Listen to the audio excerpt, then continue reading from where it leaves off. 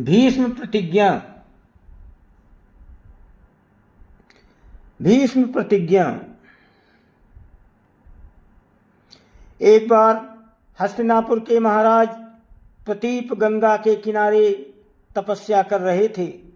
उनके रूप सौंदर्य से मोहित होकर देवी गंगा उनकी दाहिनी जांघ पर आकर बैठ गई। महाराज ये देखकर आश्चर्य में पड़ गए। तब गंगा ने कहा, हे राजन, मैं जन्म ऋषि की पुत्री गंगा हूँ और आपसे विवाह करने की अभिलाषा लेकर आपके पास आई हूँ। इस पर महाराज प्रतीप बोले, गंगे, तुम मेरी दाहिनी जांघ पर बैठी हो। पत्नी को तो वामांगी होना चाहिए। दाहिनी जांघ तो पुत्र का प्रतीक है। अतः मैं तुम्हें अपनी पुत्र वधू के रूप में स्वीकार करता हूँ। ये सुनकर गंगा वहां से चली गई। अब महाराज प्रतीप ने पुत्र प्राप्ति के लिए घोर तप करना आरंभ कर दिया। उनके तप के फलस्वरूप उन्हें पुत्र की प्राप्ति हुई, जिसका नाम उन्होंने शांतनु रखा।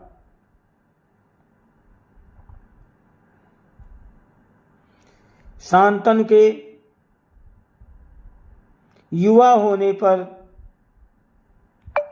उसे गंगा के साथ विवाह करने के आदेश दे महाराज प्रतीप स्वर्ग चले गए। पिता के आदेश का पालन करने के लिए शांतनु ने गंगा के पास जाकर उनसे विवाह करने के लिए निवेदन किया। गंगा बोली, राजन, मैं आपके साथ विवाह तो कर सकती हूँ, किंतु आपको वचन देना होगा कि आप मेरे किसी भी कार्य में हस्तक्षेप नहीं करेंगे। शांतनु ने गंगा के कहे अनुसार वचन देकर उनसे विवाह कर लिया।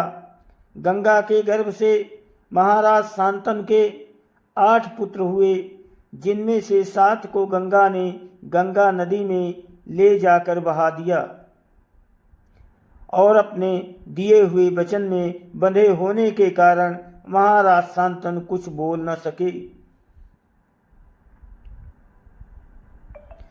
जब गंगा का 8वां पुत्र हुआ और वो उसे भी नदी में बहाने के लिए ले जाने लगी, तो राजा शांतनु से रहा न गया और वे बोले, गंगे, तुमने मेरे 7 पुत्रों को नदी में बहा दिया है, किंतु अपनी प्रतिज्ञा के अनुसार मैंने कुछ न कहा। अब तुम मेरे इस 8वें पुत्र को भी बहाने जा रही हो। मैं तुमसे प्रार्थना करता हूँ कि कृपा करके इसे नदी में मत बहाओ।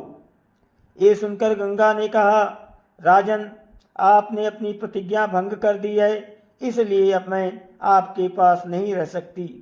इतना कहकर गंगा अपने पुत्र के साथ अंतर्ध्यान हो गई। तत्पश्चात महाराज शांतनु ने 36 वर्ष ब्रह्मचर्य व्रत धारण करके व्यतीत कर दिए। फिर एक दिन उन्होंने गंगा के किनारे जाकर गंगा से कहा, गंगे, आज मेरी इच्छा उस बालक को देखने की हो रही है जिसे तुम अपने साथ ले गई थी। गंगा एक सुंदर स्त्री के रूप में उस बालक के साथ प्रकट हो गई और बोली, राजन, ये आपका पुत्र है तथा इसका नाम देवव्रत है। इसे ग्रहण करो। ये पराक्रमी होने के साथ विद्वान भी होगा। अस्त्र विद्या में ये परशुराम के समान होगा। महाराज शांतनु अपने पुत्र देवव्रत को पाकर अत्यंत प्रसन्न हुए और उसे अपने साथ हस्तिनापुर लाकर युवराज घोषित कर दिया। एक दिन महाराज शांतनु यमुना के तट पर घूम रहे थे कि उन्हें नदी में नाव चलाते हुए एक सुंदर कन्या दृष्टिगत हुई। उसके अंग अंग से सुगंध निकल रही थी। महाराज ने उस कन्या से पूछा, हे देवी, तुम कौन हो? कन्या ने बताया, महाराज, मेरा नाम सत्यवती है और मैं निषाद कन्या हूँ। महाराज उसके रूप यौवन पर रीझकर तत्काल उसके पिता के पास पहुँचे और सत्यवती के साथ अपने विवाह का प्रस्ताव किया। इस पर धीवर यानी निषाद बोला, राजन, मुझे अपनी कन्या का आपके साथ विवाह करने में कोई आपत्ति नहीं है, परंतु आपको मेरी कन्या के गर्भ से उत्पन्न पुत्र को ही अपने राज्य का उत्तराधिकारी बनाना होगा।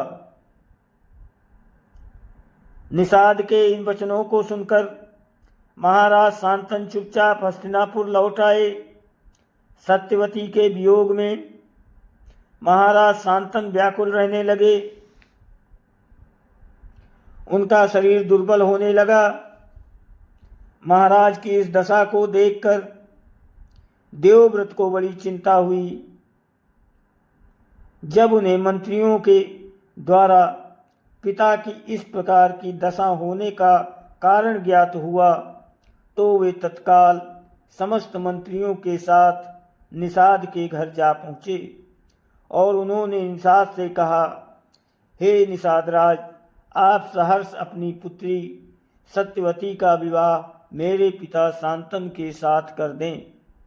मैं आपको वचन देता हूँ कि आपकी पुत्री के गर्भ से जो बालक जन्म लेगा वही राज्य का उत्तराधिकारी होगा।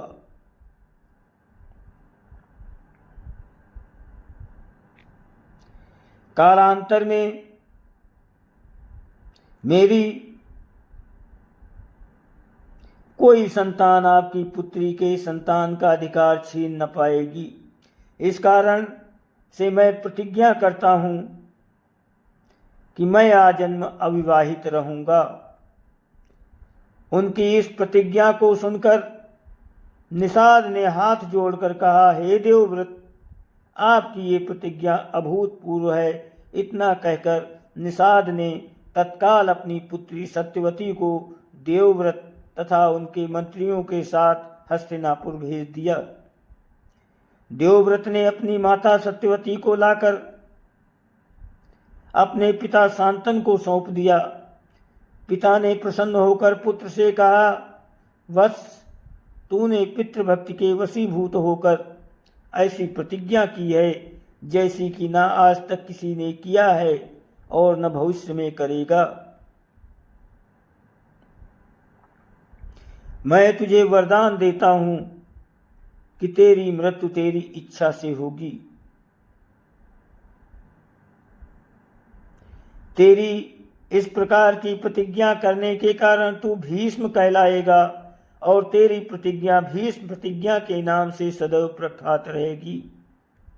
गंगा ने स्वयं का परिचय जनु ऋषि के पुत्री के रूप में दिया, जबकि वे हिमालय पुत्री थी। और जानती हूँ कि पाठक अवश्य ये समझते होंगे कि गंगा ने ऐसे क्यों किया, किंतु ये भी हो सकता है कि कुछ पाठकों को ज्ञात न हो कि गंगा जनु ऋषि की पुत्री कैसे हुई।